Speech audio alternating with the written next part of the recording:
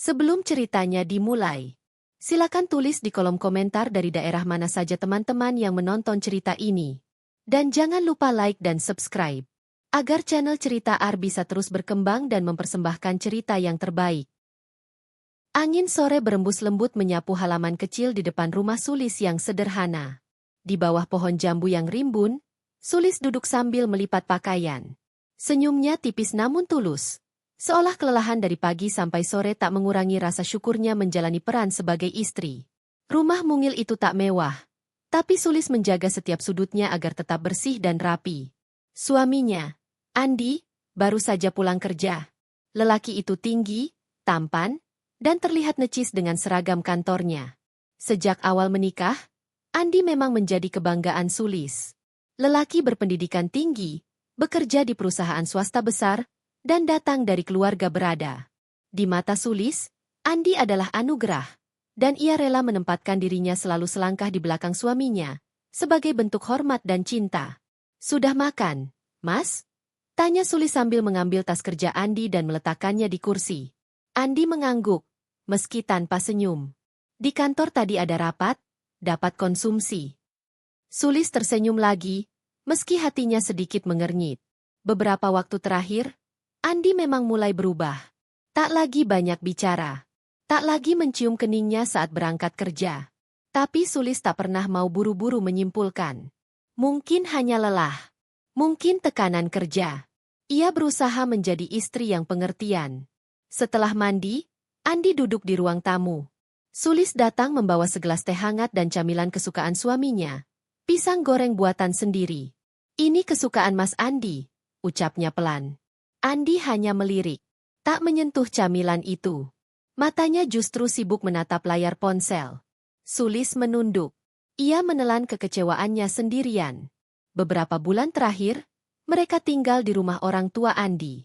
Setelah kontrakan pertama mereka habis, Andi memutuskan agar mereka tinggal bersama orang tuanya dulu agar bisa lebih hemat. Sulis sempat keberatan, tapi tak ingin membuat masalah. Ia mengangguk dan menurut, berharap bisa mengambil hati mertuanya selama tinggal di sana. Namun ternyata, tinggal bersama mertua tidak seindah harapannya. Ibu mertua, Bu Lastri, adalah perempuan keras dan dingin. Ia bicara dengan nada tinggi, tak jarang melontarkan sindiran kepada Sulis bahkan di depan orang lain. Di dapur, di ruang makan, bahkan di depan tetangga. Sementara bapak mertua hanya diam, jarang ikut campur. Pernah suatu malam, saat Sulis mencuci piring sendirian di dapur, ia mendengar bisikan dari ruang tengah. "Anak itu cuma bisa numpang hidup. Gak ada untungnya juga punya menantu begitu. Lulusan SMA, kerja pun gak. Lihat tuh, dari dulu belum bisa ngasih cucu." Sulis terdiam, kedua tangannya yang menyentuh sabun jadi gemetar. Tapi ia menahan tangisnya. Ia mencoba menenangkan diri dan kembali melanjutkan cuci piring. Tak ingin memulai pertengkaran. Ia tahu, belum punya anak setelah 3 tahun menikah bukan hal mudah. Tapi ia sudah mencoba. Ia sudah periksa ke dokter, menjaga pola makan, dan mengikuti program kehamilan yang disarankan. Namun setiap kali ia mencoba membicarakan hal ini dengan Andi, suaminya selalu menghindar. "Aku sibuk kerja, Sulis. Jangan bikin pusing. Anak itu rezeki, nanti juga ada," jawab Andi suatu malam dengan nada tajam. Sulis hanya bisa menunduk. Ia ingin bicara baik-baik, ingin menjalani program bersama, tapi Andi menolak bahkan sekadar memeriksakan diri. Padahal dari hasil pemeriksaan diam-diam yang dilakukan Sulis, justru ditemukan bahwa Andi memiliki masalah kesuburan. Namun Sulis tak pernah berani memberitahu hal itu. Ia takut melukai harga diri suaminya. Ia pikir, waktu akan membaikkan segalanya. Tapi waktu justru memperlihatkan yang sebaliknya. Bu Lastri semakin sering menyindir. Seringkali menyuruh Sulis melakukan pekerjaan rumah yang bukan tanggung jawabnya. Disuruh mencuci mobil, mengepel lantai, bahkan membersihkan kamar adik iparnya yang masih kuliah. Tak ada terima kasih. Hanya cacian jika hasilnya kurang memuaskan. Sulis sabar. Ia menganggap semua itu sebagai ujian. Ia terus menahan diri, meski tubuhnya semakin kurus dan matanya semakin redup. Hanya sekali 2 kali ia mengeluh dalam doa saat tahajud tengah malam. Suatu pagi, saat Sulis sedang menyapu halaman depan, Bu Lastri datang menghampiri dengan wajah masam. Sulis, kamu jangan kebanyakan diam terus di rumah. Orang-orang di komplek udah ngomongin kamu. Katanya kamu suka ngelamun sendiri. Suka ngomong sendiri. Itu kelakuan orang normal atau? Sulis tertegun. Saya nggak pernah ngomong sendiri, Bu. Mungkin mereka salah lihat. Ah, udahlah. Jangan ngeles kamu. Kamu itu aneh tahu nggak? Nggak bisa bergaul, pendiam, malah kayak orang gila. Sulis nyaris menjatuhkan sapunya. Tapi ia kembali menunduk, tak menjawab. Hari-hari berikutnya, tekanan semakin kuat. Andi makin menjauh.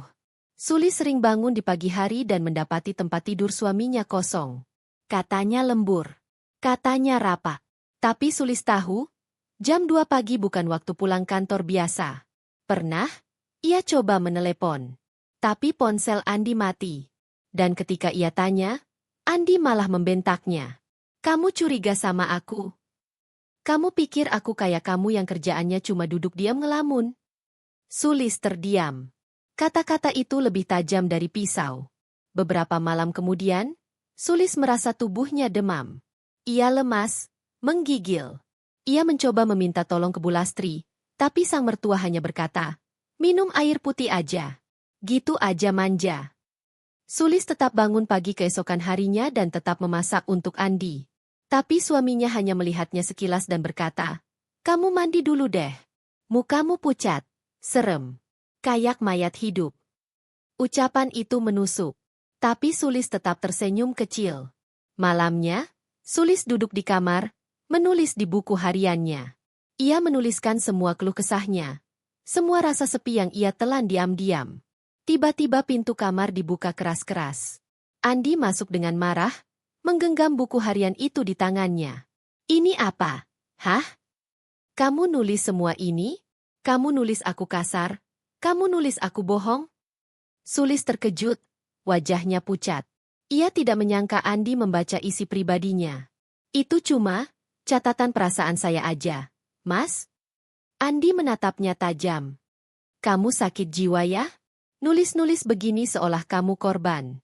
Jangan bikin cerita drama deh, Sulis. Dari balik pintu, Bu Lastri datang.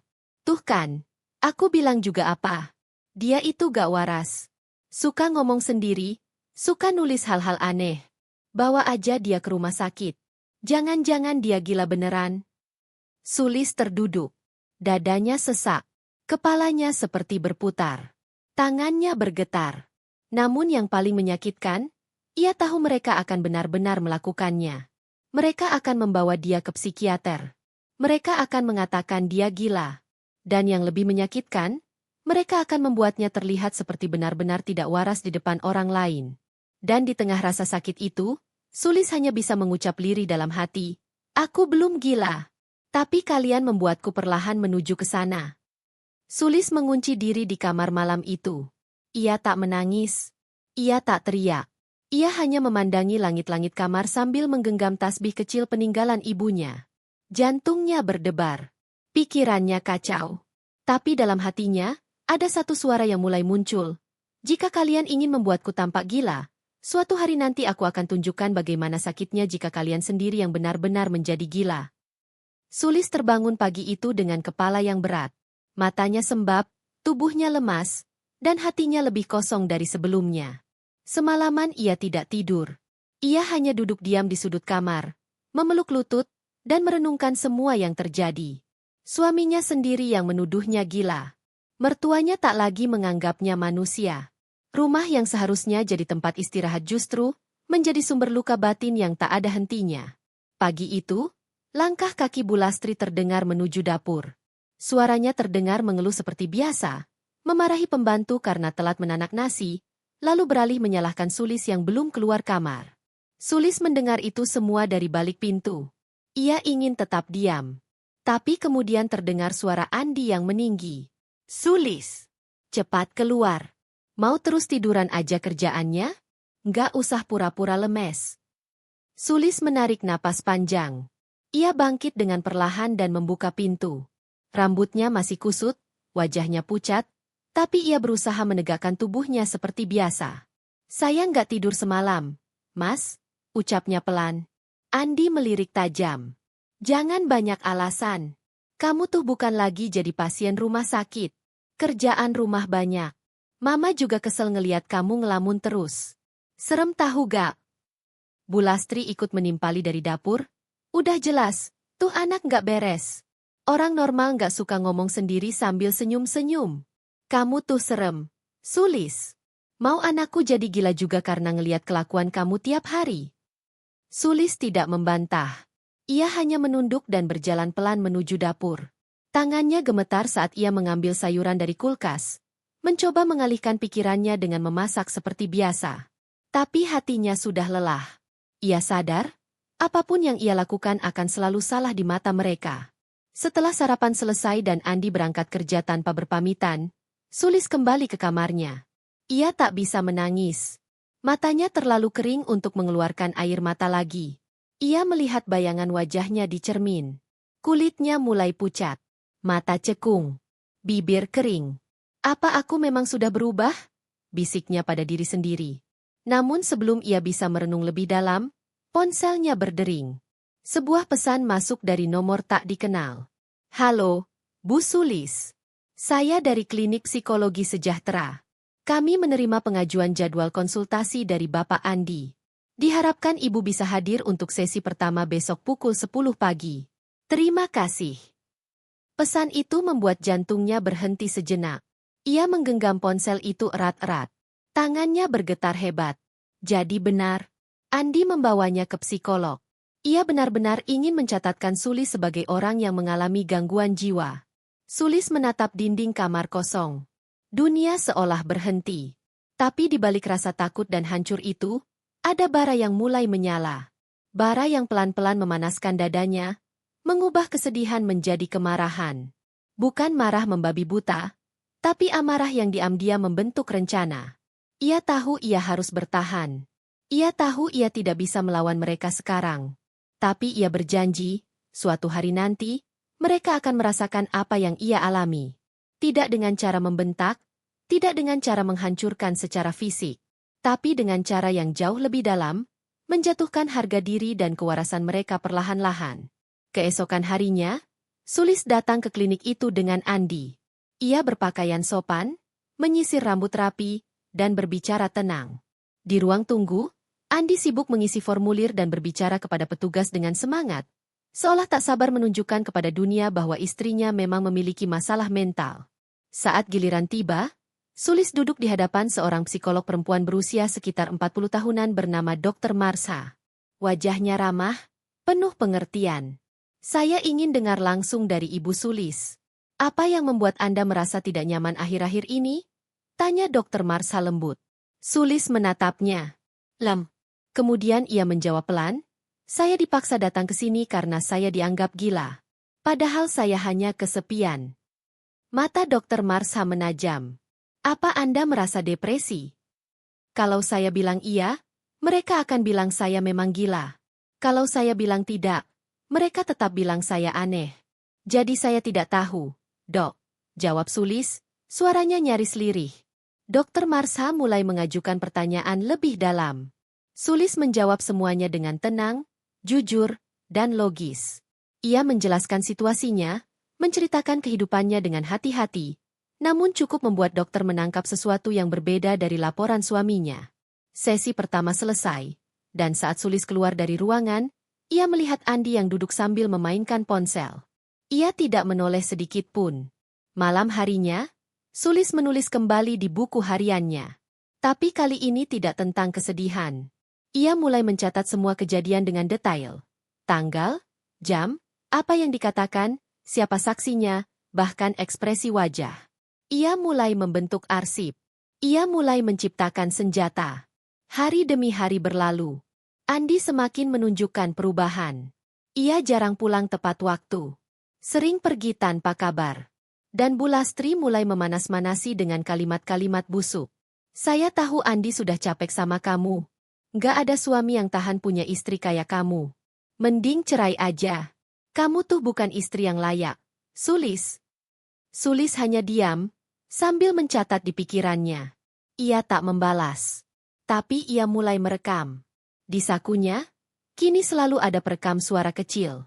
Ia mulai mengumpulkan bukti semua fitnah dan hinaan. Suatu malam, Sulis membuka laptop butut miliknya. Ia mulai mencari tahu tentang hukum pencemaran nama baik, manipulasi psikologis dalam rumah tangga, dan kasus KDRT psikis. Ia menemukan banyak artikel, banyak video dari perempuan lain yang mengalami nasib sama. Sulis sadar, ia tidak sendiri. Dan malam itu, saat rumah sepi, ia menatap layar laptop dan berbisik pelan, "Kalian pikir aku lemah. Tapi mulai hari ini, aku akan tunjukkan bahwa orang yang kalian kira gila adalah orang yang paling waras di antara kalian." Suara pintu pagar rumah yang dibanting keras membuat Sulis menghentikan pekerjaannya mencuci piring di dapur. Ia mengintip dari balik jendela dan melihat Andi pulang dengan langkah tergesa, wajahnya kesal, dan tangannya menenteng plastik belanjaan. Dari raut mukanya, Sulis tahu akan ada badai yang datang malam ini.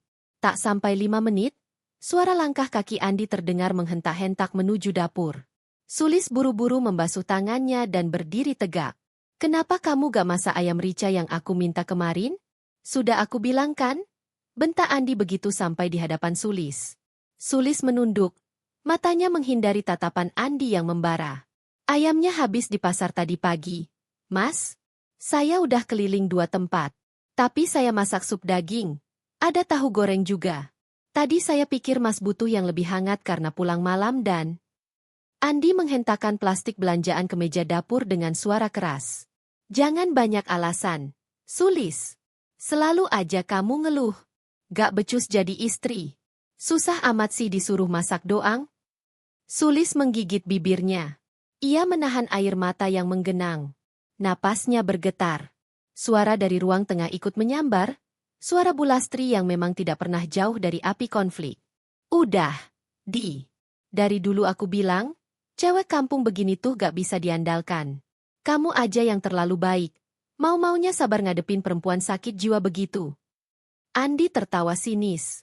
"Iya, MA. Kadang aku pikir, mungkin memang aku yang salah. Harusnya dulu dengerin mama aja. Jangan nikah sama dia." Sulis berdiri membeku. Kalimat itu seperti sembilu yang mengoyak hatinya. Tapi ia tetap berdiri. Ia tetap mendengarkan. Karena ia tahu, semakin mereka bicara, semakin dalam luka yang mereka gali, dan semakin kuat bukti yang ia kumpulkan. Malam itu, setelah semuanya tidur, Sulis duduk di lantai kamarnya. Buku catatan terbuka lebar di pangkuannya. Ia menuliskan semua ucapan Andi dan mertuanya. Kata demi kata. Waktu kejadian. Ekspresi. Nada suara. Semua detail kecil. Ia menulis bukan untuk mengeluh, tapi untuk mencatat sejarah pengkhianatan. Di sela-sela malam panjang yang sunyi, Sulis membuka aplikasi perekam suara dari sakunya. Ia mendengar ulang pertengkaran mereka tadi malam, diam-diam direkam dari saku bajunya. Tangannya gemetar. Tapi matanya fokus. Ia menyimpan file itu dengan nama tanggal dan waktu. Semuanya tersusun rapi dalam folder khusus di laptop lamanya yang kini telah ia kunci dengan sandi. Keesokan harinya, Sulis kembali ke klinik psikolog untuk sesi kedua. Namun kali ini, ia pergi sendiri. Andi tidak ikut. Dokter Marsha menyambutnya dengan senyum hangat. "Ibu terlihat jauh lebih tenang dari minggu lalu," ujar Dokter Marsha. Sulis mengangguk. "Saya belum sembuh, Dok. Tapi saya mulai sadar. Saya tidak gila. Yang gila adalah dunia di sekitar saya." Dokter Marsha memandangnya penuh simpati. "Saya sepenuhnya percaya Anda tidak mengalami gangguan jiwa, Bu Sulis. Tapi tekanan yang Anda alami bisa membuat orang sehat pun perlahan runtuh." Sulis tersenyum kecil. "Saya sudah terlalu sering dibilang gila, Dok. Tapi saya memutuskan, kalau saya akan bertahan. Bahkan kalau perlu, saya akan berdiri lebih tinggi dari mereka yang meremehkan saya." Sesi itu berjalan lebih dalam. Sulis mulai terbuka. Ia mulai menunjukkan bukti-bukti yang ia kumpulkan. Catatan, rekaman, video pendek dari kamera kecil yang ia pasang di kamar. Dokter Marsha terdiam cukup lama. Bahkan seorang profesional seperti dirinya tidak menyangka akan melihat kedalaman luka seorang perempuan yang dipaksa diam oleh keadaan.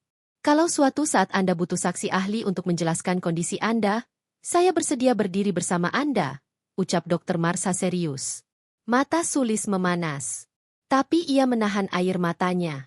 Bukan karena lemah. Tapi karena ia tahu, ia kini tidak sendiri lagi. Hari-hari selanjutnya di rumah berjalan seperti biasa. Bu Lastri masih cerewet.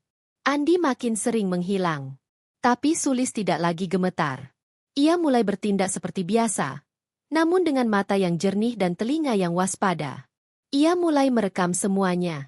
Ia mulai menanam bukti. Bahkan ia membuat akun media sosial dengan identitas samaran, tempat ia mulai menuliskan kisahnya dalam bentuk narasi, sebagai perempuan yang dituduh gila oleh orang-orang tercintanya sendiri. Tanpa ia duga, tulisan itu mulai menyebar. Ribuan orang membacanya. Ratusan komentar masuk. Mayoritas adalah empati dan dukungan. Banyak perempuan lain yang mengaku mengalami hal serupa. Dituduh tak waras hanya karena berani berbicara. Dikatakan gila karena memilih diam saat disakiti. Namun, Sulis tidak membuka identitasnya. Ia masih menunggu saat yang tepat. Suatu sore, Sulis tengah menyiram bunga di halaman saat tetangga sebelah, Bu Yati, menghampirinya. Lis, kamu baik-baik aja, kan? Sulis menoleh, terkejut. Ia mengangguk perlahan. Alhamdulillah, Bu. Bu Yati mendekat dan berbisik. Aku tahu semua cerita yang Bu Lastri sebar itu nggak masuk akal. Kamu nggak pernah aneh, Lis. Justru kamu selalu sopan dan rajin. Aku dan suami sering heran sendiri dengar cerita aneh-aneh soal kamu. Sulis menunduk. Hatinya terenyuh. Ia pikir semua orang percaya cerita busuk itu. Kalau ada apa-apa, jangan ragu bilang ke aku ya, Lis. Lanjut Bu Yati sambil menepuk bahunya. Malam itu, Sulis menulis satu hal baru di bukunya. Tidak semua orang akan diam. Ada yang melihat. Ada yang tahu. Dan suatu hari, kebenaran akan menemukan jalannya sendiri. Beberapa hari kemudian, Andi pulang dalam keadaan mabuk.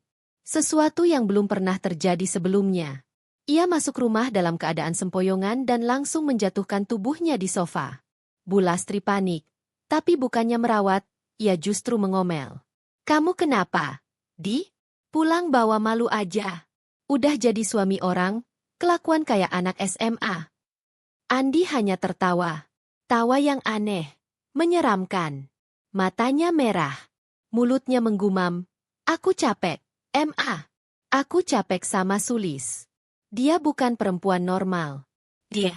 Dia bikin aku gila juga. Sulis mengintip dari balik pintu kamar. Ia menatap Andi yang mulai kehilangan arah. Suaminya yang dulu tegas, mapan, dan percaya diri, kini duduk di sofa dengan wajah tak terurus dan jiwa yang retak. Tapi ia tidak bahagia. Belum. Karena ini baru awal dari kehancuran yang akan ia balas. Perlahan. Setiap pagi yang datang, Sulis terbangun dengan dada sesak dan pikiran yang kusut. Rumah yang dulunya hangat dan penuh canda tawa, kini menjadi neraka yang menyesakan. Andi makin jarang pulang, dan ketika ia pulang pun, sikapnya dingin seperti batu. Tak ada lagi pelukan pagi, tak ada lagi teguran manis saat Sulis lupa menaruh sesuatu. Semua hilang. Sirna. Pagi itu Sulis duduk di dapur, memandangi panci sayur bening yang belum sempat ia panaskan kembali. Tangannya gemetar, tapi bukan karena dingin. Tapi karena malam tadi, suara tangisan dalam dirinya tak sempat keluar karena ia terlalu takut. Takut jika mertua atau Andi mendengarnya dan menyebutnya, gila, lagi seperti yang sering mereka ucapkan belakangan ini. Mas Andi tadi malam pulang jam berapa? Tanya Sulis lirih saat suaminya turun dari kamar, hendak berangkat ke kantor. Andi hanya memandangnya tanpa ekspresi. Kenapa nanya-nanya kayak orang curiga? Sudah mulai halu lagi kamu? Ucapnya sambil meraih sepatu dari rak. Sulis menunduk. Bukan karena ia kalah, tapi karena ia muak harus selalu menelan caci maki seperti itu tanpa bisa membalas. Ia tahu, jika ia melawan, maka ia akan kembali disebut sebagai istri durhaka, bahkan gila, seperti yang kerap kali diucapkan ibunya Andi setiap ada kesempatan. Bu, saya sudah beresin cucian. Kalau ada yang perlu dibantu, bilang saja ya, kata Sulis yangnya, mencoba tetap berbuat baik meskipun hatinya remuk. Mertua Sulis hanya melirik. Kamu bantu? Kamu tuh bantu cuma biar dibilang waras. Padahal semua orang juga tahu kamu tuh udah gak normal. Itu yang sering teriak-teriak di kamar mandi malam-malam itu siapa kalau bukan kamu? Ucapnya sinis. Sulis mematung. Ia hanya diam. Hatinya sudah terlalu lelah untuk beradu argumen. Padahal suara-suara itu bukan tangisan atau teriakan. Itu doa. Doa agar Tuhan memberikan kekuatan. Tapi rupanya, di rumah ini, doa pun bisa dianggap kegilaan. Hari-hari berjalan semakin menghimpit Sulis. Ia tak lagi diperbolehkan keluar rumah tanpa ditemani. HP-nya disita. Bahkan kadang pintu kamar dikunci dari luar. Dani, anak sematawayangnya yang baru berumur 3 tahun, bahkan lebih banyak diasuh oleh Art mereka karena mertuanya menyebut Sulis tidak layak merawat anak kecil dalam kondisi gila. Namun semua fitnah itu tak memiliki bukti apa-apa. Sulis sehat, secara fisik dan mental. Tapi siapa peduli jika semua orang di rumah itu telah bersepakat untuk membuatnya terlihat sebaliknya? Suatu malam, Sulis mendengar suara lirih dari kamar depan. Ia mengintip perlahan dari celah pintu. Andi sedang berbicara lewat telepon dengan seseorang. Dan dari suara lirihnya, tampak jelas bahwa percakapan itu bukan obrolan kerja biasa. Aku nggak bisa terlalu sering ke sana. Liz, dia belum bisa diceraikan sekarang. Tapi tenang, dia juga udah mulai gak stabil. Dokter yang ibu kenal udah siap buat bantu surat rekomendasi itu. Tinggal waktu aja, ucap Andi. Jantung Sulis serasa diremas. Matanya panas, telinganya berdengung. Jadi benar, semua ini skenario? Surat dokter? Fitnah? Semua dilakukan suaminya sendiri? Ia melangkah mundur perlahan. Tangannya menutupi mulut agar isak tangis tak pecah. Tapi tangis itu akhirnya tak terbendung juga malam itu. Saat ia berlutut di lantai dapur dengan tubuh gemetar dan dada yang terasa dihantam palu. Besok paginya, Andi pulang dalam kondisi mabuk.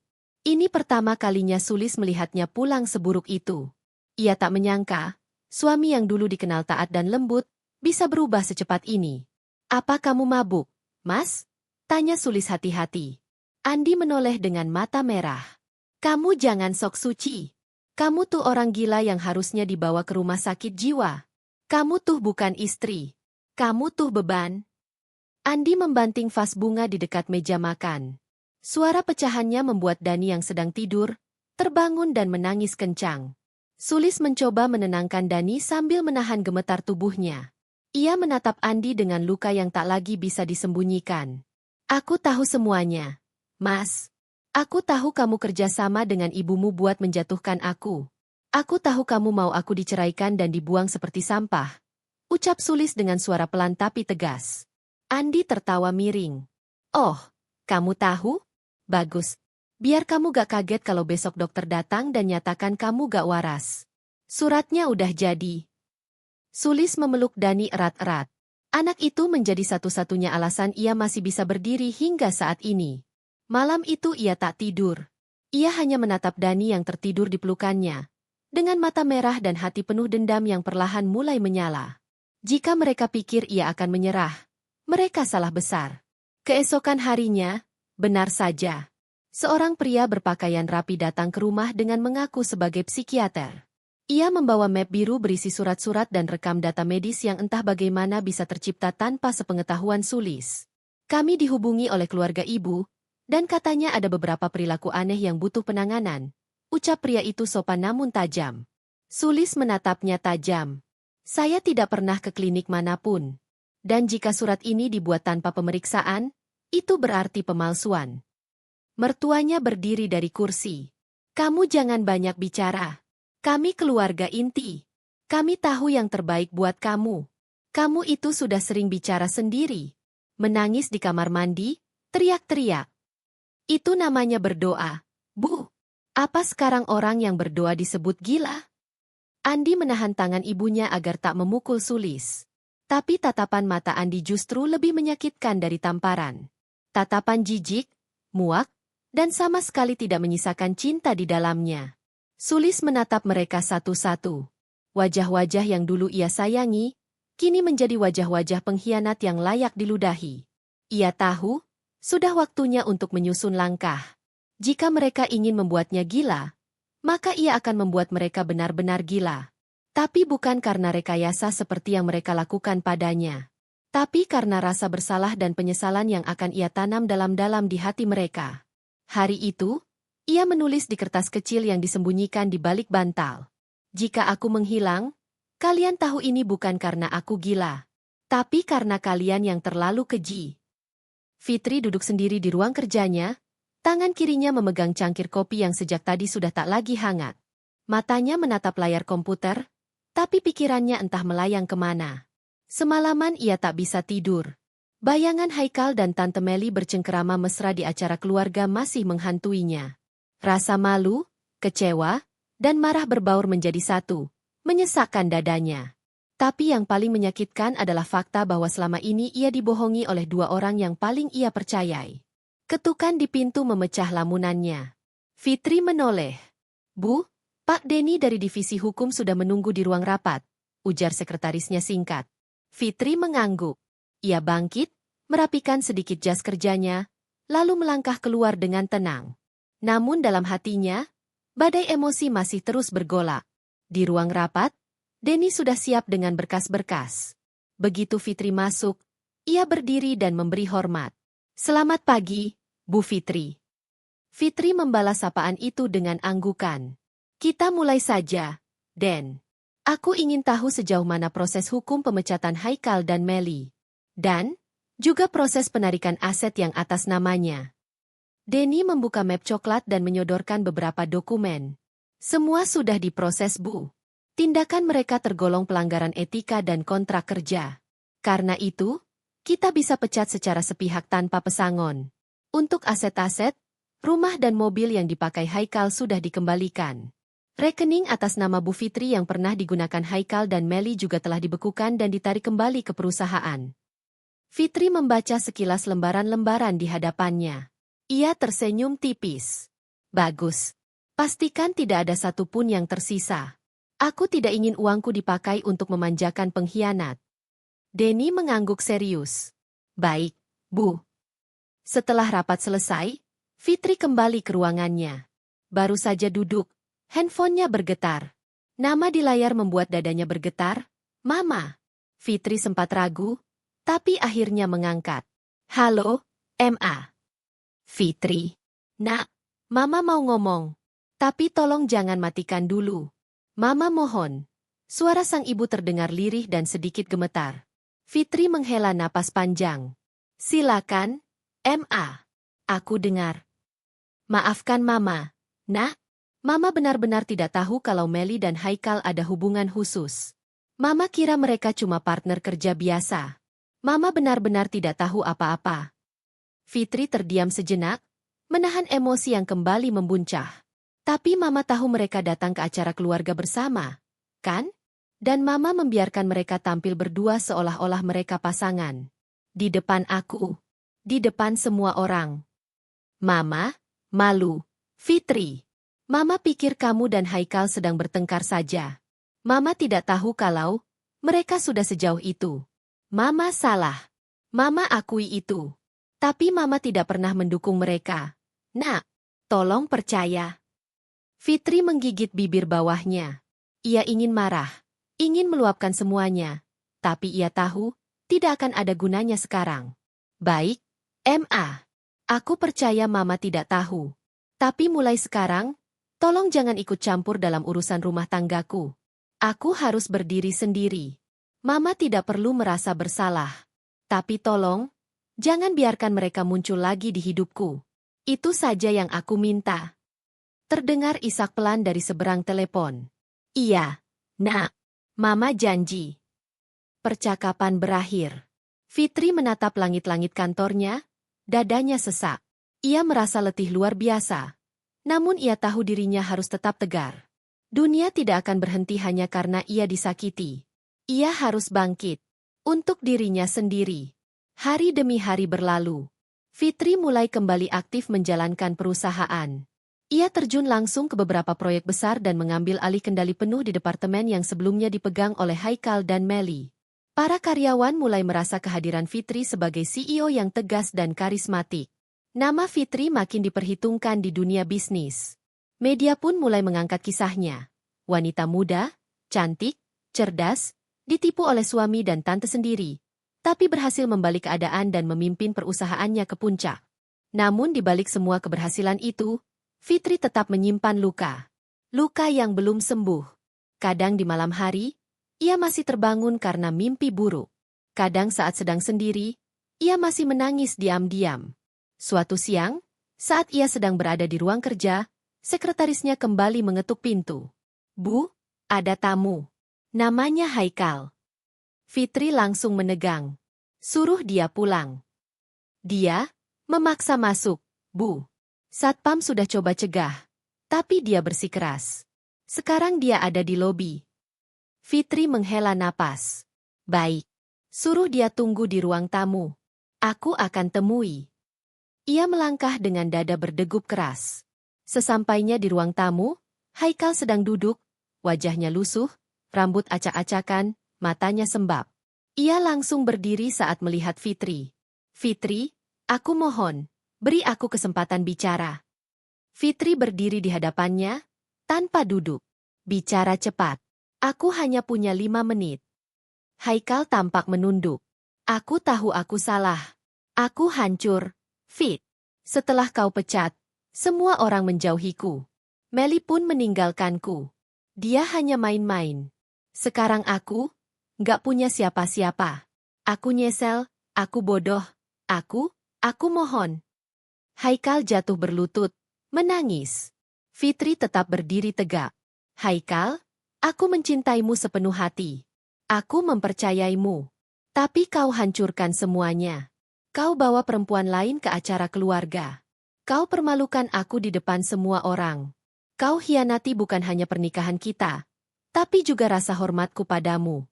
Dan sekarang, saat kau kehilangan segalanya, kau datang padaku, menangis dan berharap aku simpati." Haikal menengadah, wajahnya penuh air mata. "Aku tidak tahu harus kemana lagi, Fit." Fitri menunduk sebentar, lalu berkata tegas, "Itu bukan urusanku. Kau pernah memilih jalanmu. Maka sekarang, rasakan akibatnya." Ia lalu berbalik dan melangkah pergi, meninggalkan Haikal yang masih tersungkur di lantai ruang tamu.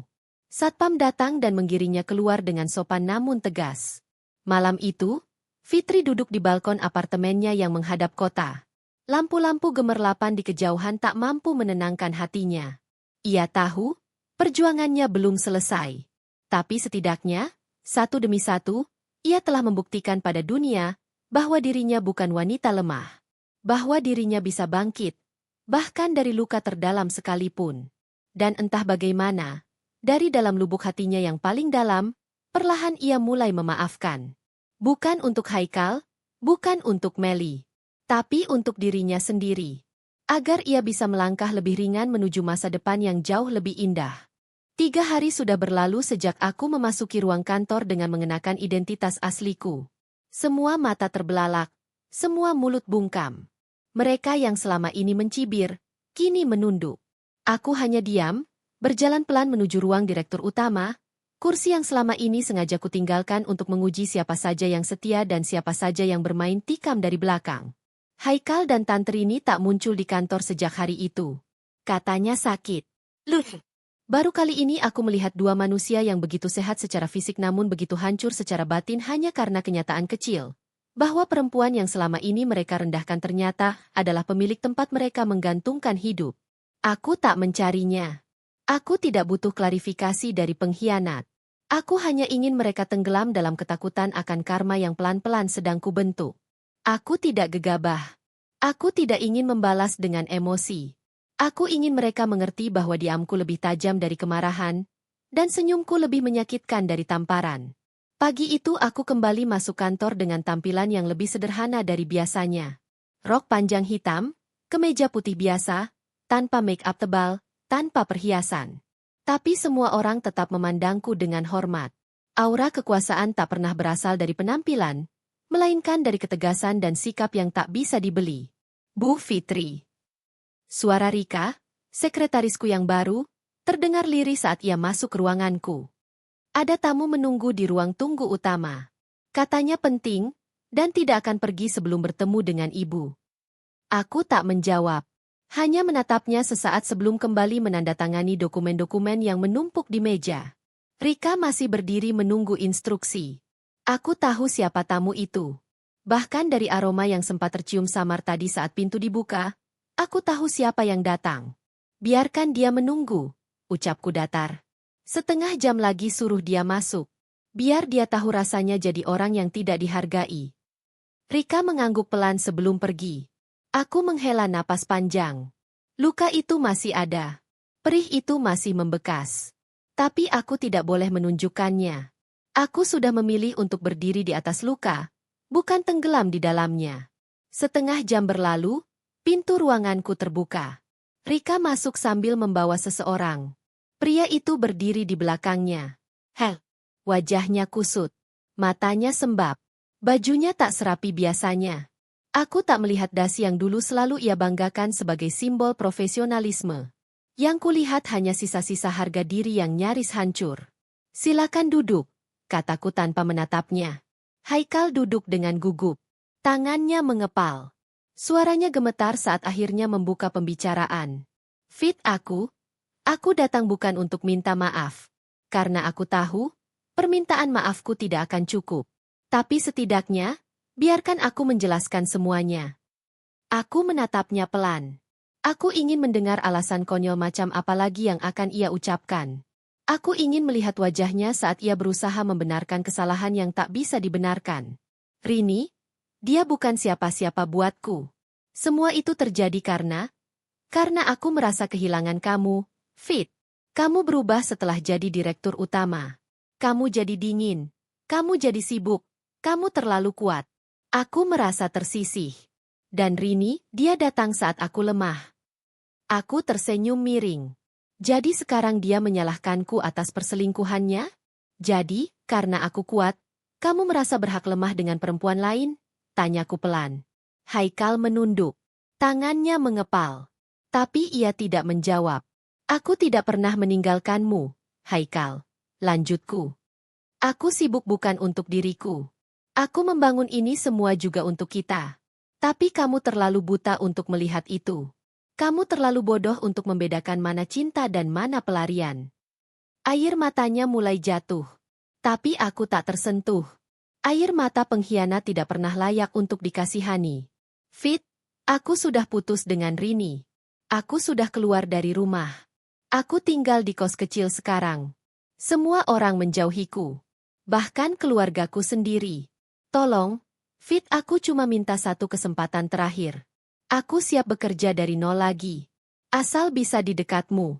Asal kamu masih bisa lihat aku sebagai suamimu. Aku tertawa. Sebuah tawa pahit yang entah bagaimana keluar dari tenggorokanku begitu saja. Lucu, kataku dingin. Kamu menyelingkuhiku. Lalu minta kesempatan? Kamu tinggal di kos. Lalu mau aku kasihan? Haikal, kamu lupa satu hal. Apa-apa itu? Tanyanya lirih. Aku bukan perempuan yang sama seperti dulu. Aku bangkit dari kursi, berjalan pelan ke arah jendela besar yang menghadap ke pusat kota.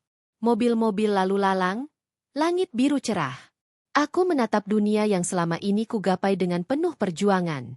Kamu boleh pergi sekarang, ucapku tanpa menoleh. Dan jangan pernah kembali. Haikal masih duduk mematung. Tapi aku tidak peduli. Aku menekan tombol interkom. Rika masuk beberapa detik kemudian. Silakan antar Tuan Haikal keluar. Jangan izinkan dia masuk kantor ini lagi. Kapanpun. Baik, Bu. Haikal berdiri. Suaranya masih mencoba bertahan. Fitri, aku mohon. Aku menatapnya sekali lagi. Dingin. Tanpa amarah. Tapi juga tanpa harapan. Jangan pernah minta sesuatu dari perempuan yang sudah kamu lukai. Karena jika dia masih punya hati, dia akan mendoakanmu. Tapi jika tidak, dia hanya akan diam dan biarkan dunia menghukummu. Haikal diam. Langkahnya berat saat akhirnya keluar dari ruanganku. Aku mendengar pintu tertutup pelan. Aku menghela napas panjang. Jantungku masih berdegup keras. Tapi aku bangga pada diriku. Aku tidak lagi lemah. Hari berikutnya, berita tentang pengunduran diri Haikal dan Rini dari perusahaan menyebar cepat. Karyawan mulai berani membicarakan aib mereka. Semua mata kini terbuka. Tidak sedikit yang minta maaf padaku. Karena dulu ikut menertawakanku saat menjadi istri yang diam-diam dikhianati. Aku tidak membalas mereka dengan dendam. Aku hanya tersenyum. Tapi senyumku kali ini bukan senyum pura-pura seperti dulu. Ini senyum dari seseorang yang telah melewati badai dan keluar sebagai pemenang. Beberapa minggu kemudian, aku menerima undangan dari sebuah universitas untuk menjadi pembicara tamu. Topiknya, kepemimpinan perempuan dalam dunia bisnis modern. Aku sempat ragu. Tapi akhirnya aku datang. Di panggung besar itu, aku berdiri dengan anggun. Para mahasiswa menatapku dengan kagum. Aku bicara tentang kekuatan perempuan, tentang pengkhianatan, tentang luka yang justru menjadi bahan bakar untuk sukses. Aku tidak menyebut nama. Tapi aku tahu, mereka yang menyakitiku akan mendengar tentang pidatoku. Dan saat mereka tahu bahwa aku terus melangkah, mereka akan semakin tenggelam dalam rasa bersalah yang tiada ujung. Aku tidak butuh membalas mereka dengan tindakan kasar. Aku tidak butuh membuat mereka menderita dengan sengaja. Karena penderitaan mereka sudah dimulai saat aku memutuskan untuk tidak kembali. Dan aku hanya senyum. Selalu begitu. Karena kadang, senyum adalah bentuk balas dendam yang paling elegan. Setelah hari itu, wajah Fitri tak lagi terlihat sendu. Ia bangun setiap pagi dengan semangat baru, seolah luka kemarin telah menjadi bahan bakar untuk bangkit lebih kuat hari ini. Sementara Haikal dan Dinda, yang kini telah benar-benar kehilangan arah setelah didepak dari perusahaan, menjalani hari-hari seperti bayangan dari masa lalu mereka yang mewah. Fitri tidak menoleh ke belakang, meski sesekali rasa perih itu masih menyelip diam-diam dalam hati. Namun luka itu tak menghentikannya. Ia memilih untuk berdiri dan melangkah. Bahkan lebih jauh dari sebelumnya. Pagi itu, Fitri duduk di ruang tengah, dikelilingi tim eksekutif dari cabang-cabang perusahaan yang baru saja ia bangun. Wanita-wanita muda yang sempat terpuruk karena dikhianati pasangan, yang sempat kehilangan arah karena dipaksa menyerah pada nasib. Mereka kini duduk bersama Fitri, menjadi bagian dari jaringan bisnis baru yang Fitri beri nama, Senyum yang Tersisa, sebuah perusahaan dengan sistem kemitraan khusus perempuan, terutama para single mother dan janda yang disisihkan masyarakat.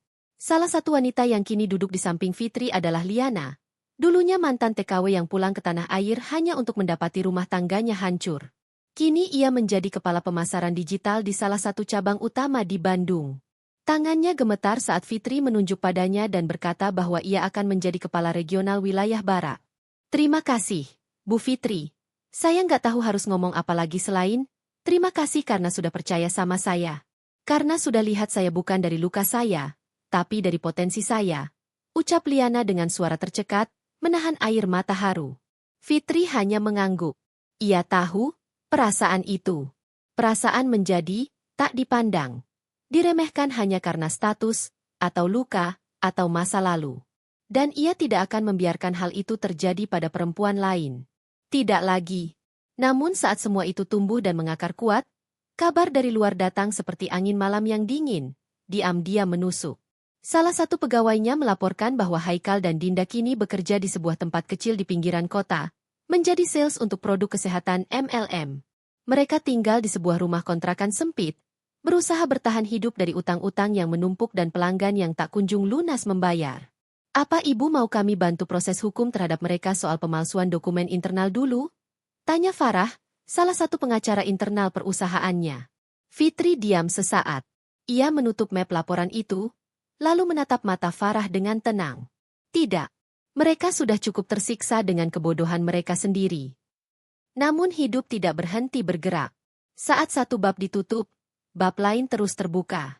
Di tengah keberhasilannya, Fitri mulai memperluas jaringan perusahaan ke sektor edukasi. Ia membangun sebuah akademi keterampilan gratis untuk perempuan yang ingin mandiri secara ekonomi. Setiap hari, ratusan perempuan belajar menjahit, mengelola bisnis online, hingga membuat produk herbal lokal dengan nilai jual tinggi.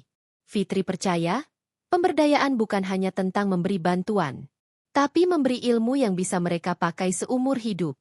Kalau dulu ibu saya cuma bisa menangis karena dimaki mertua, sekarang saya tahu, saya bisa punya suara, Bu Fitri. Saya nggak harus diam, ujar salah satu peserta pelatihan yang bernama Aisyah saat bertemu Fitri. Fitri tersenyum mendengar itu. Ia melihat dirinya sendiri di mata-mata perempuan itu. Yang dulu lemah, lalu dipaksa kuat oleh keadaan. Namun kekuatan itu juga menumbuhkan musuh. Beberapa perusahaan besar mulai terganggu dengan gerakan Fitri yang masif. Apalagi karena Fitri tak main kotor seperti mereka. Ia bersih, tapi cepat. Sementara yang lain terlalu nyaman bermain dalam korupsi dan kong kali kong. Tak lama kemudian, berita-berita miring mulai bermunculan di media sosial. Ada yang menyebut Fitri menerima dana gelap, ada yang menyebut ia hanya topeng dari jaringan bisnis haram. Namun Fitri tidak gentar. Ia tahu, kebenaran butuh waktu untuk bersinar. Dan ia tak sendiri. Suatu malam, saat ia baru saja selesai rapat online, ponselnya berdering. Bu Fitri, kami dari komunitas pengacara muda. Kami sudah mengikuti perjalanan ibu dan ingin membantu secara hukum jika ada yang menyerang dengan fitnah. Kami siap mendampingi secara pro bono, kata suara di seberang. Fitri terdiam sesaat, lalu berkata, "Terima kasih. Saya tak akan membiarkan kebaikan dihancurkan oleh ketakutan." Di hari yang sama, Dinda mengeluh pada Haikal bahwa mereka tak bisa terus hidup seperti ini. Bahwa dirinya lelah bekerja menjual produk dan ditolak orang. Bahwa ia sudah muak melihat Haikal hanya bisa menyalahkan keadaan, bukan memperbaiki kesalahan mereka. "Aku ini dulu cewek hits, Kal. Sekarang harus ngemis minta orang beli suplemen. Kamu kira aku tahan?" bentak Dinda dengan suara tinggi. Haikal menatap kosong keluar jendela. Pikirannya jauh. Terbayang rumah mereka dulu, kantor mewah, dan wajah Fitri. Bukan wajah yang menangis, tapi wajah yang menatapnya penuh iba, di saat ia sudah menginjak-injak harga dirinya.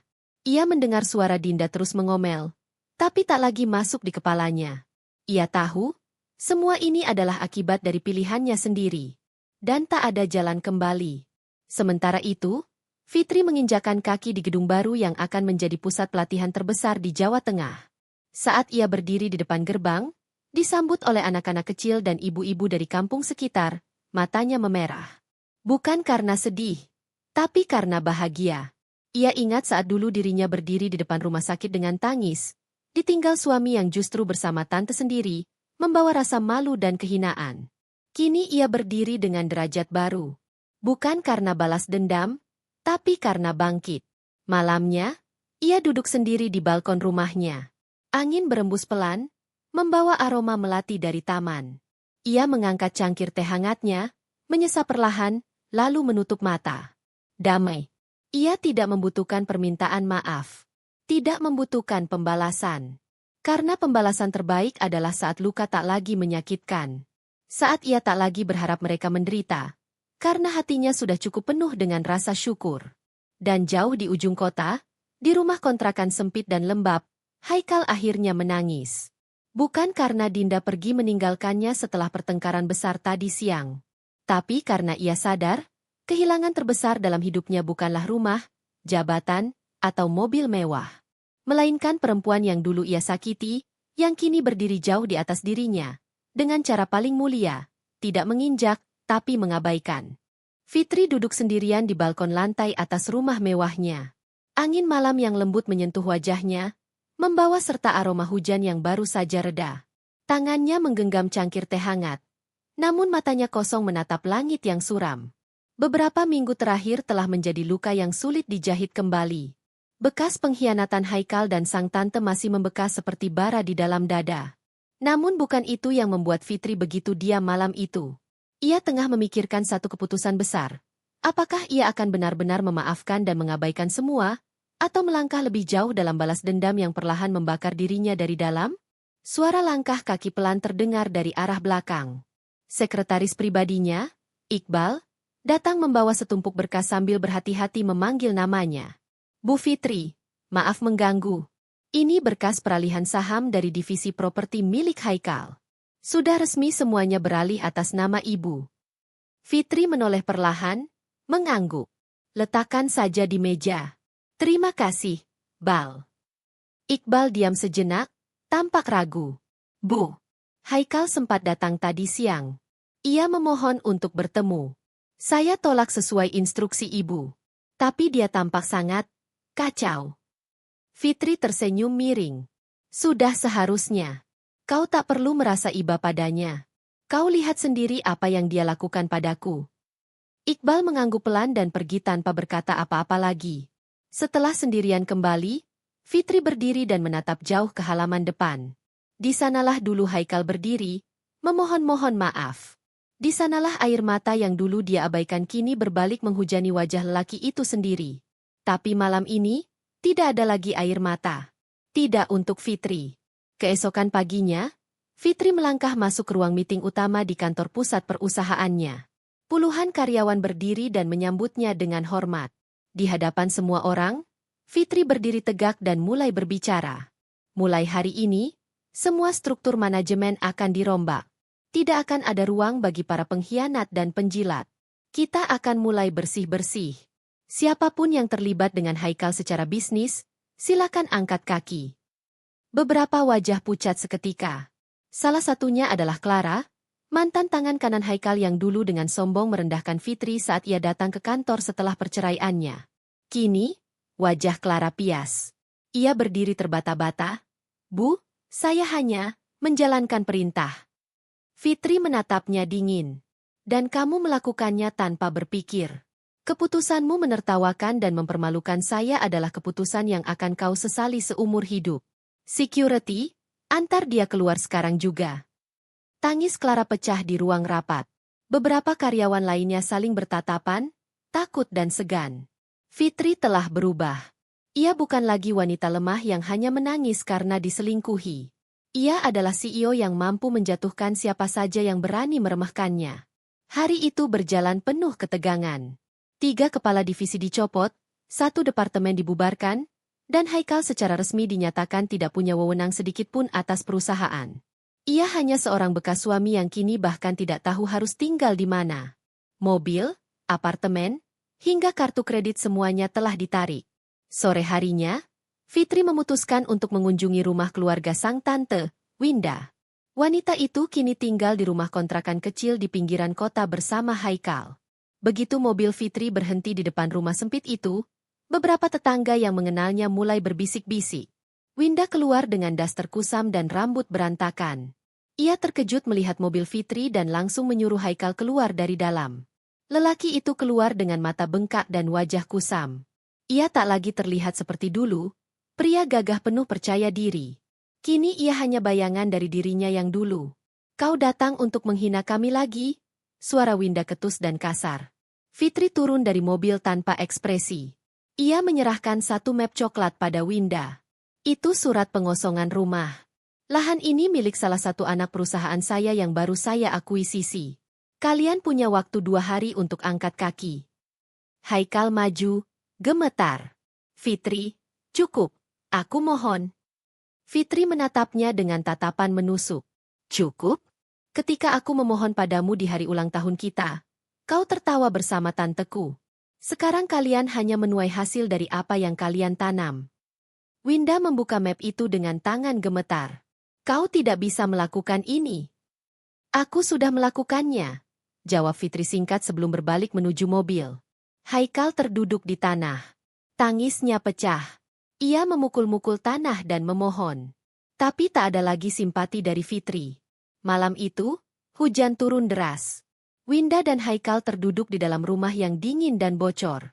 Listrik sempat padam, dan suara tikus dari plafon menambah kesan tragis. Mereka berdua saling menyalahkan. Haikal menyalahkan Winda karena menggoda dia lebih dulu. Sementara Winda menuduh Haikal yang lemah dan bodoh mengikuti hasrat. Fitri duduk di ruang kerja dengan layar laptop menyala.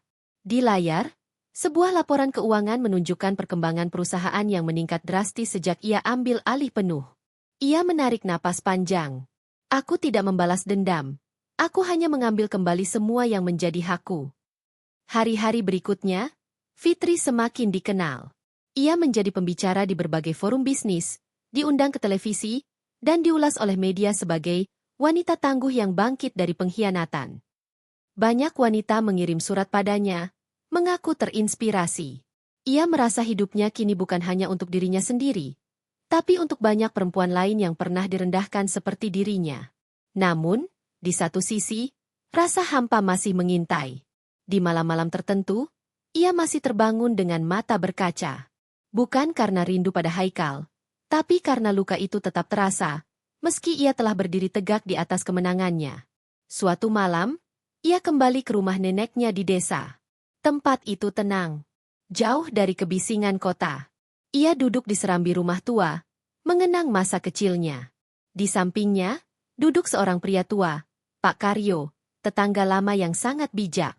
Kau sudah membuktikan bahwa kau bisa berdiri sendiri, Fitri, kata Pak Karyo sambil menyeruput kopi. Tapi dendam yang tak pernah kau lepaskan, akan terus menghantui hatimu. Fitri menatapnya. Aku tidak tahu bagaimana cara memaafkan mereka, Pak. Pak Karyo tersenyum. Memaafkan bukan berarti membiarkan mereka kembali menyakiti. Tapi itu berarti kau membebaskan dirimu sendiri dari sisa-sisa racun yang mereka tinggalkan. Fitri terdiam lama. Mungkin itu yang selama ini ia lupakan.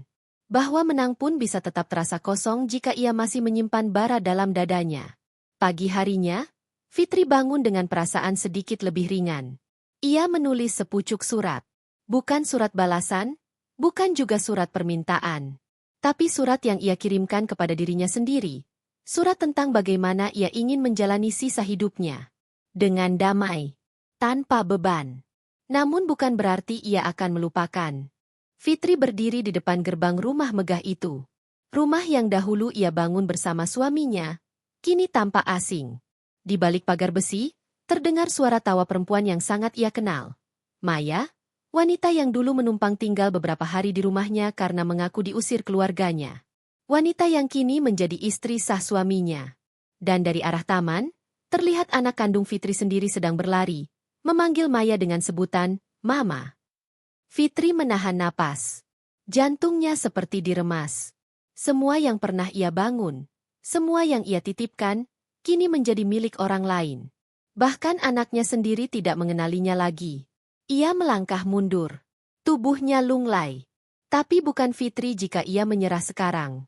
Tidak setelah semua penghinaan, semua pengkhianatan, semua air mata yang sudah ia telan sendirian di negeri orang. Ia telah merancang segalanya. Ia datang bukan sekadar untuk menuntut keadilan, tapi untuk mengambil kembali hidupnya.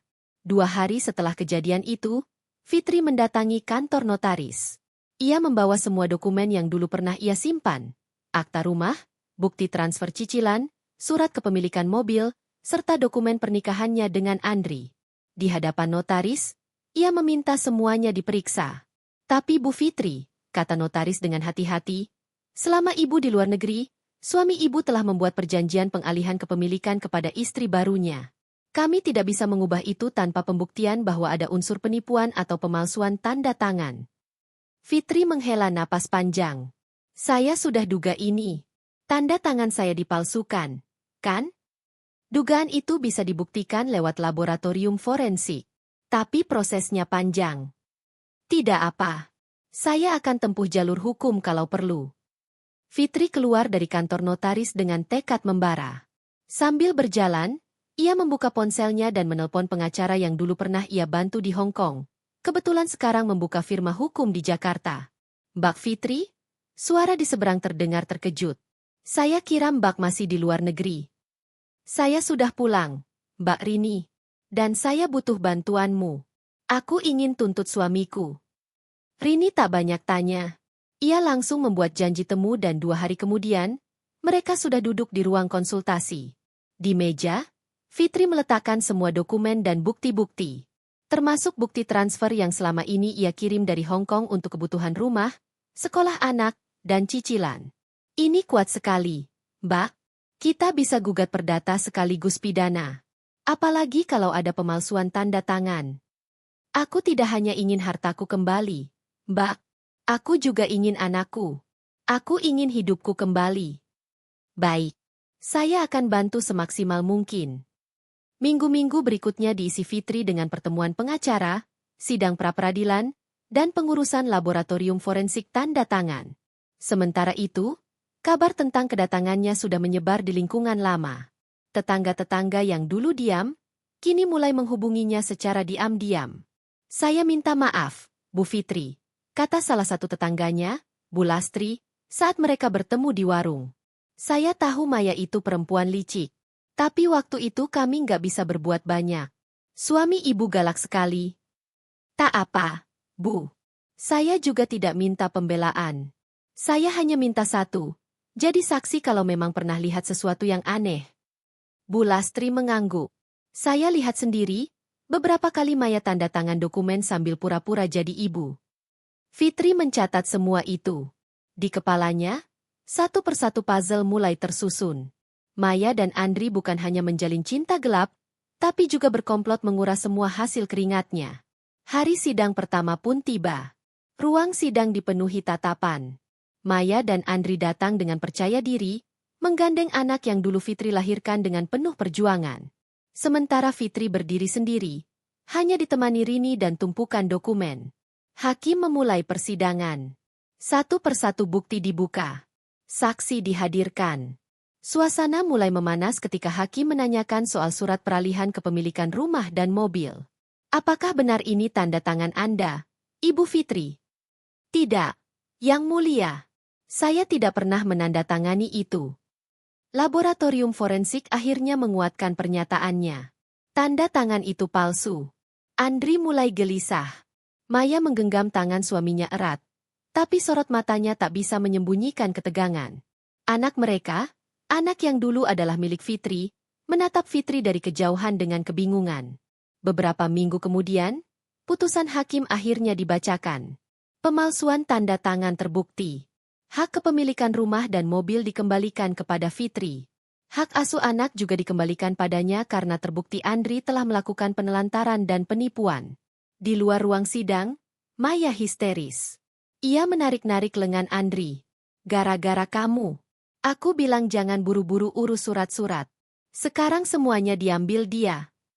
Jangan salahkan aku, bentak Andri. Kamu juga yang maksa waktu itu. Fitri hanya menatap mereka sebentar, lalu menggandeng anaknya. Anak itu memandang Fitri lama, seperti mencoba mengingat wajah yang pernah akrab di masa kecilnya. Fitri berjongkok, menatap anak itu dalam-dalam. Aku ini ibumu, nak. Ibu yang dulu sering nyuapin kamu tiap malam, yang tiap hari kerja sampai capek supaya kamu sekolah. Anak itu terdiam. Matanya basah. Ia akhirnya memeluk Fitri. Tubuh kecil itu menggigil dalam pelukan ibu kandungnya. Fitri tak sanggup berkata apa-apa. Pelukan itu sudah cukup menjadi obat luka dari semua penghinaan selama ini. Beberapa bulan kemudian, rumah itu kembali ditempati Fitri dan anaknya. Maya dan Andri pergi entah kemana, kalah dalam sengketa dan dipermalukan di depan umum. Mobil mewah yang dulu dipakai pamer oleh mereka kini terparkir manis di garasi, tapi tak pernah dipakai Fitri. Ia lebih suka naik kendaraan umum bersama anaknya, menikmati kebersamaan yang sempat direnggut oleh orang-orang serakah.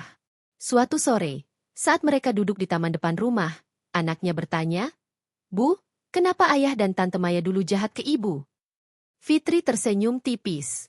Karena mereka lupa kalau semua yang dibangun dari pengkhianatan tidak akan pernah abadi. Dan ibu nggak akan biarin kamu tumbuh jadi orang seperti mereka. Anaknya memeluk Fitri erat. Aku sayang ibu. Dan untuk pertama kalinya sejak kembali ke tanah air, Fitri menangis. Tapi kali ini bukan karena luka. Tapi karena bahagia. Karena hidupnya yang hancur telah perlahan ia bangun kembali. Bata demi bata, dengan kekuatan yang hanya dimiliki seorang ibu. Langkahku berat menyusuri lorong rumah yang kini terasa asing meski aku tinggal di dalamnya. Setiap sudut rumah ini, setiap lekuk dindingnya, mengingatkanku pada kenangan tentang sebuah keluarga yang dulu kuimpikan bahagia. Tapi semuanya telah hancur. Pengkhianatan, kebohongan, dan luka telah menggantikan senyuman dan cinta. Aku duduk di sofa, memeluk tubuhku sendiri, memandangi foto keluarga yang masih tergantung di dinding. Foto itu seharusnya kubuang sejak lama. Tapi mungkin, aku hanya belum siap menerima kenyataan. Tiba-tiba suara ketukan pintu memecah keheningan. Pelan, namun berulang. Tak ada ketergesaan, tapi juga tak bisa diabaikan. Aku bangkit perlahan, berjalan ke arah pintu dan membukanya. Di hadapanku, berdiri seseorang yang tak kusangka, Maya. Wajahnya tampak pucat, matanya sembab. Ia menunduk, seolah tak sanggup menatapku. Aku cuma mau minta maaf, Fitri, ucapnya lirih. Aku menatapnya tajam. Tak ada emosi di wajahku, hanya ketenangan yang menyakitkan. Maafmu telat, Maya. Kau tahu itu, jawabku datar. Aku hancur sekarang. Fit. Haikal pergi. Setelah semua yang kulakukan, dia malah meninggalkanku. Aku nggak punya siapa-siapa lagi. Aku mengangkat alis. Bukankah itu yang dulu kau inginkan? Membuangku dari hidup kalian supaya kau bisa menggantikanku. Aku salah, Fit. Aku dibutakan oleh cinta yang semu. Aku kira dia benar-benar mencintaiku. Tapi ternyata aku cuma pelarian. Aku menahan napas. Dulu, aku mungkin akan luluh. Tapi sekarang aku bukan Fitri yang dulu. Semua itu pilihanmu, Maya. Saat kau mengkhianatiku, saat kau tidur di belakangku dengan suamiku sendiri, kau membuat keputusan untuk menyakitiku. Dan kini kau menanggung akibatnya. Maya menangis. Tubuhnya gemetar. Tapi aku tak bergeming. Aku kehilangan semuanya. Mamah marah besar. Ayahku nggak mau bicara sama aku lagi. Aku bahkan dipecat dari tempat kerja. Semua tahu aku perempuan murahan yang merebut suami sepupu sendiri. Karena kau memang seperti itu, Maya. Aku menutup pintu perlahan. Tak ada lagi yang perlu dibicarakan. Beberapa hari kemudian, sebuah kabar mengejutkan datang dari kantor. Saham perusahaan tempat Haikal bekerja anjlok drastis. Ada laporan penyalahgunaan dana dan manipulasi keuangan, dan namanya disebut sebagai pelaku utama. Tak lama setelah itu, polisi menangkapnya. Aku menyaksikan berita itu lewat televisi sambil menyeruput teh hangat. Dulu, mungkin aku akan menangis melihatnya hancur seperti ini. Tapi kini, hatiku sudah beku. Aku pernah memberi dia segalanya. Cinta, kesetiaan, pengorbanan, dan dia membalasnya dengan penghinaan. Hari demi hari berlalu. Aku semakin sibuk mengurus perusahaan milikku sendiri. Semakin banyak proyek yang kutangani, dan aku juga semakin aktif mengisi seminar motivasi bagi para wanita korban pengkhianatan. Aku berbicara bukan karena teori, tapi karena luka yang kutambal sendiri. Suatu hari, aku menerima undangan reuni keluarga besar. Kupikir panjang. Tapi akhirnya aku memutuskan untuk datang. Aku ingin menunjukkan bahwa aku tak lagi hancur. Aku bangkit. Saat aku tiba di rumah keluarga besar, banyak mata memandangku. Sebagian terkejut, sebagian kagum, dan sisanya malu. Termasuk Maya, yang duduk di pojok ruangan, mengenakan baju lusuh dan wajah penuh beban. Haikal tidak ada di sana. Kabar terakhir, ia masih di tahanan, menunggu proses pengadilan. Aku hanya tersenyum dan menyapa semua orang dengan ramah. Aku bukan datang untuk membalas dendam. Aku datang untuk memperlihatkan bahwa aku tetap bisa bersinar, bahkan ketika orang-orang terdekatku ingin memadamkanku. Aku bangga sama kamu, Fitri, ucap salah satu tanteku. Aku tersenyum. Terima kasih, tante. Tapi semua ini bukan karena aku kuat. Aku cuma belajar untuk tidak menyerah. Acara itu berakhir dengan banyak pelukan dan permintaan maaf dari keluarga yang dulu diam saja saat aku dihina. Aku menerima semuanya. Bukan karena aku ingin mereka kembali, tapi karena aku tak ingin menyimpan racun di hati. Malam harinya, aku menatap langit dari balkon apartemenku. Angin malam membelai rambutku. Aku merasa damai. Untuk pertama kalinya dalam waktu yang lama, aku merasa utuh. Teleponku berbunyi. Sebuah pesan masuk dari nomor tak dikenal. Fitri, aku tahu aku bukan siapa-siapa lagi. Tapi bolehkah aku bertemu kamu sekali saja?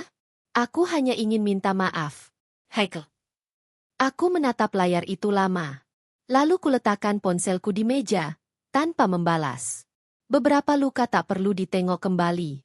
Biarlah waktu menguburnya pelan-pelan. Aku melangkah ke dalam kamar, menutup jendela, dan memeluk tubuhku sendiri di balik selimut. Aku tahu perjalanan ini masih panjang. Tapi aku juga tahu, aku tidak sendirian. Aku punya diriku sendiri. Dan itu cukup.